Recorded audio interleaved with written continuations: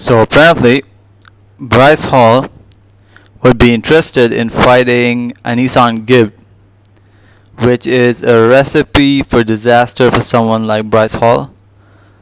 I just think like people like KSI and Gib, when you call them out, you gotta be really confident that you could actually take them on, because I feel like the work ethic between like the way how hard like KSI and Anesongib work, I think it's 2 to 3 times harder than Taylor Holder, Bryce Hall, Nate Wyatt, DDG. Those guys, they don't have that same work ethic like KSI and Anesongib, because those guys are insane. Not skill level, but like the amount of intensity and their cardio, their endurance, and also the way they go in the gym. We know like KSI works really hard and Anesongib works really hard, and for someone like Bryce Hall, who is less skilled than Taylor Holder, who is his best friend, and Taylor Holder lost to Anesongib. So for Bryce Hall, who is less experienced than Taylor Holder and can't really box properly as of now,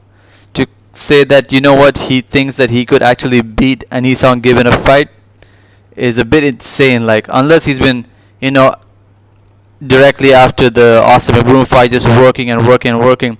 Even though he was, the amount of experience that Anesongib has, as well as how good he is outmatched, and it doesn't make sense for Bryce Hall.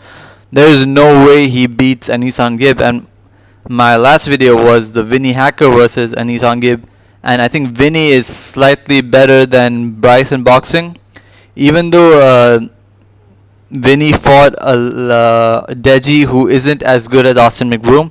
Austin McBroom is better than him. That's why Vinny looked better if you had to compare with Bryce. But I think I saw Bryce train with the UFC fighter. I think it's Vitor Belfort, who is a beast. And also, if Bryce Hall takes his shit seriously and trains with those type of guys for maybe a year, like I'm talking about a year of straight training, then that's where you get the confidence to call out someone like Anesongib. Otherwise, you can't call out people like that, because he beat your best friend who's better than you. He beat Taylor Holder, and Taylor Holder didn't win a single round. He didn't draw a single round either. It was in my opinion, an easy win where it was a draw, and then it got overturned the decision. But yeah, Bryce has no room to really say, yeah, I thought he got humbled. Really, I thought he got humbled after the Austin McBroom fight. And then to call out, no, he didn't call out. It was asked in the podcast, and he said that he thinks he would beat Gib. So if you think you could beat Gib, that means you think you're better than Taylor Holder. Whereas in leading up to the fight, everyone was like, Taylor Holder is the tough guy. He is the one with the most experience. And someone like Bryce Hall was, just learning, and Taylor was the leader. He was the one that was 100% gonna win, and that didn't work out. Because I'm not talking about, like, these UK guys like KSI and Anesongib, they work their ass off. Their work ethic is insane. Like, I haven't seen them I'm not face to face watching them watch what they're doing, but you know how hard they work. People like KSI, like, we know how hard they work. Him and Anesongib, especially after he lost to Jake Paul, the guy went crazy. He went to the gym, and I don't think he took a single day off, because he couldn't forgive himself for what he did. And I think he did work really hard for the Jake Paul fight. It was just on the night, like the stance, everything was weird about him. I still think Jake Paul obviously is better than Anesongib, but I'm just saying Anesongib could have done a better job according to the skill level that he has. He could have actually gone 4 to 5 rounds in the fight. But anyways, that's over. But Bryce Hall versus Anesongib, no way. No way he's winning.